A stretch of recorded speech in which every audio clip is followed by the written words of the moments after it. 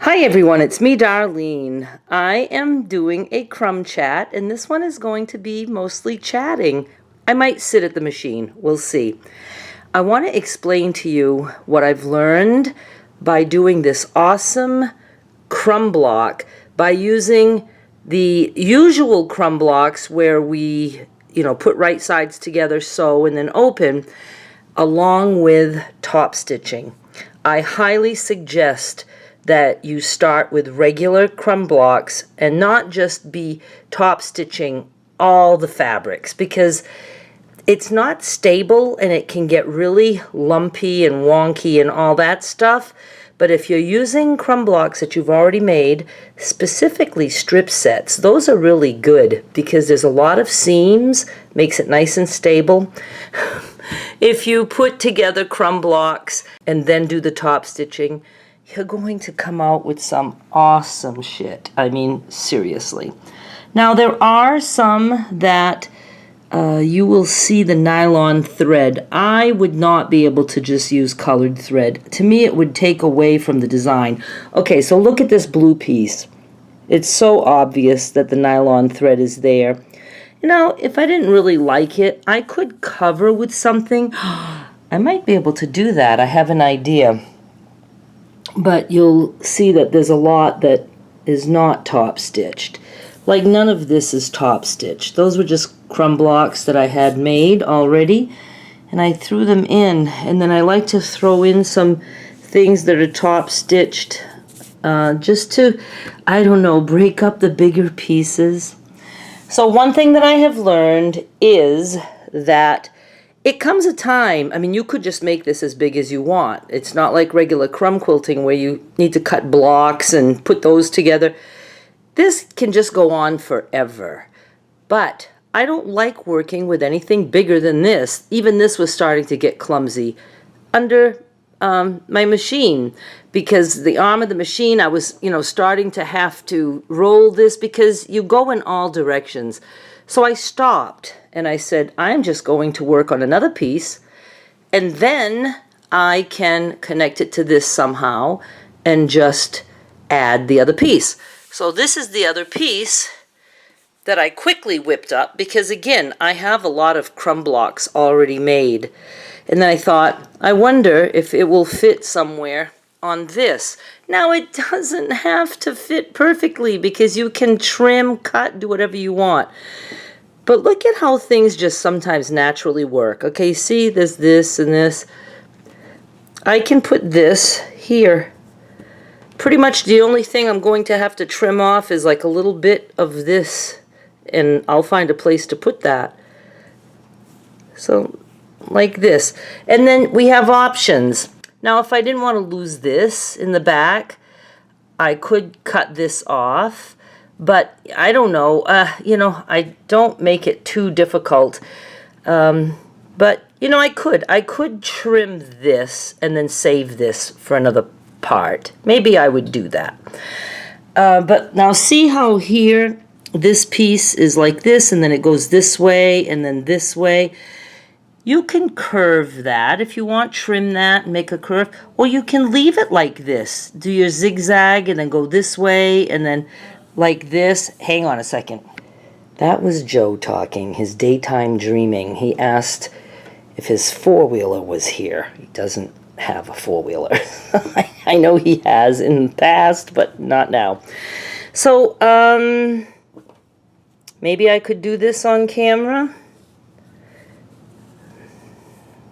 I don't know. But I also need to talk to you about auctions. Let me sit at the machine, and I'm going to talk to you about the auctions first. But first, look, I discovered that, like that, if I wanted to, I could lift this and tuck this under if I liked that better. Yeah, you can have fun trying to put these pieces together. There's probably other ways. Like I said, we've already done this one. Look, when you just follow the lines and don't, make all straight. Straight is ridiculous. You don't want straight. But just all curves, but you want things, with angles and corners. It's almost like impossible to tell what you've done. So, like, look, this could go like this. Look, There's just no end. Okay, let's go to the machine. I want to talk to you about my auctions and some changes that I have made. I don't know if I'll be sewing because we are going out tonight and this is my second video. And even though it's short, you know, it takes time to upload, do the thumbnail, all that stuff. But my auctions, I looked back over the years 19, 20, 21, and I was consistently putting out a lot of auctions every 3 days, and at that time something like 10 to 15 auctions per every 3 days, penny auctions. And I was making a killing, but it was COVID time, and I did really well during COVID because people were home, not going out. They were sewing if they liked to sew or crochet, and they were watching videos and buying stuff. So, but I love auctions. It's how I started on eBay when I started almost 26 years ago now, going on 26 years in February, and this is November. That's all it was auctions. I just wanted to tell you that I'm back to trying to list every 3 days, and I've done it once or twice, and just 4 auctions, and now tonight I have 6 auctions coming out. I don't have anything that I made with crumbs, but I have some nice scrappy cuts, things like that, some salvages. But here's the thing I want to tell you. Somebody said to me when I was dabbling with junk journaling, which I'm getting back to, because I just love the whole idea of junk journaling. Not so much making a junk journal for myself, but creating pieces and things that people can put in a drunk journal. Yeah, a junk journal. And somebody said to me that the little tags that I create when I keep putting the fabric under this, I did a video once explaining that, but I'll do another one with more detail about why these little tags are so important and handy and good for us. But she said junk journalers would probably love those in their junk journals. So one of the videos that's coming out tonight, they're coming out starting at 4 p.m. Pacific time. That's 5 p.m. Mountain, 6 p.m. Central, that's me, and 7 p.m. Eastern, that's the old me. So if I have this up early, make sure you come back during the time I just said for your time zone to look at my auctions. The link will be in the description of this video. So go look. I have 6 coming out, and one of them is going to be this. Now, it's for junk journalers only, unless you just want a piece of me. It's tags. The tags that I sew. And I never thought that I'd be putting these up for auction. I mean, these are loaded. They're really thick, too thick. It makes it hard, but I just get attached to these things. So I have 6 of them.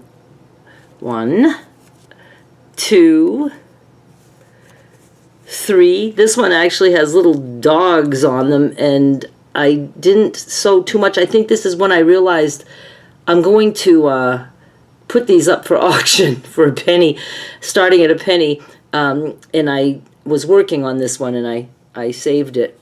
And 4, 5, 6. You'll have close-ups in the auction listings, and I show you the front and back. And I'm just very curious to know if anybody is going to bid on this. It might be the only auction that I've ever listed that didn't get any bids, but that's all right. I mean, if somebody bids at a penny, I don't even know what happens. I've never actually sold anything at a penny. I don't know if eBay would make you pay the penny. I don't know. That's just weird. But anyway, those are going to be up for grabs. And now I'm being more careful. Now this one's not too bad. Oh yeah, I already started it. Now I'm going to start doing things like this. Look, it's a little piece of a crumb block, a scrap. Under here, same thing, only it's upside down right now. And, I just thought of things with salvages, whatever. So now I'm going to have fun, and every now and then I can just change the bobbin. Bobbins are easier to change than threading a whole machine. So I'm going to like fill a whole bunch of bobbins with different color threads, and I can have different colors as I go. It's going to be fun. It's going to give me something to do.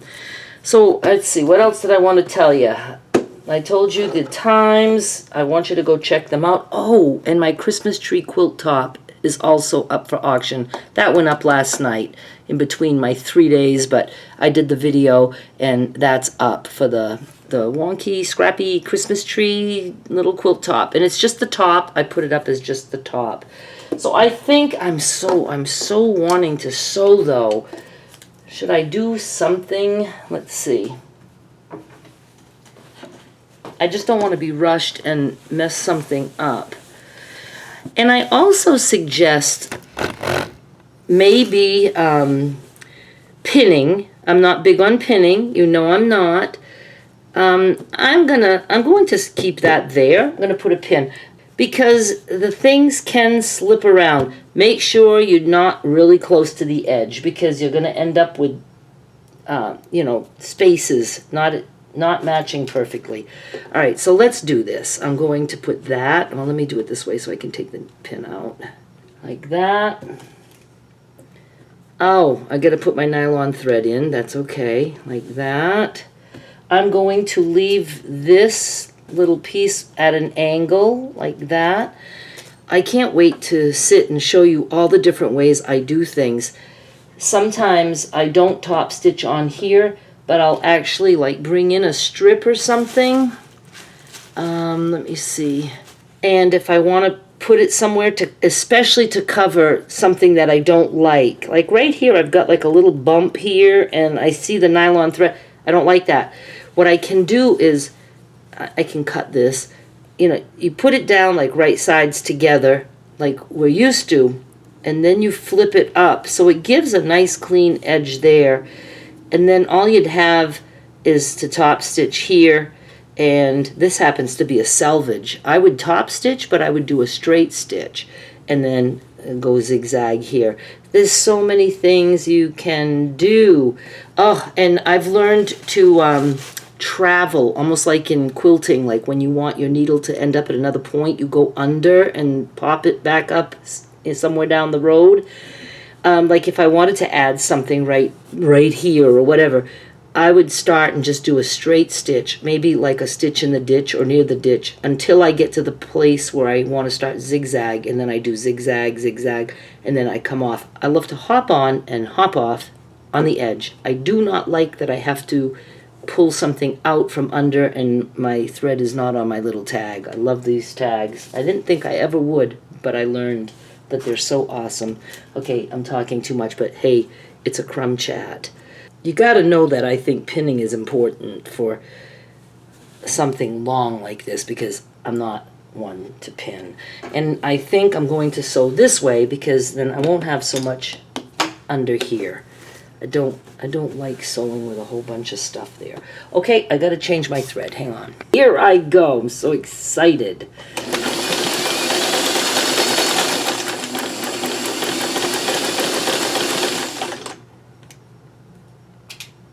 I'm going to speed this up.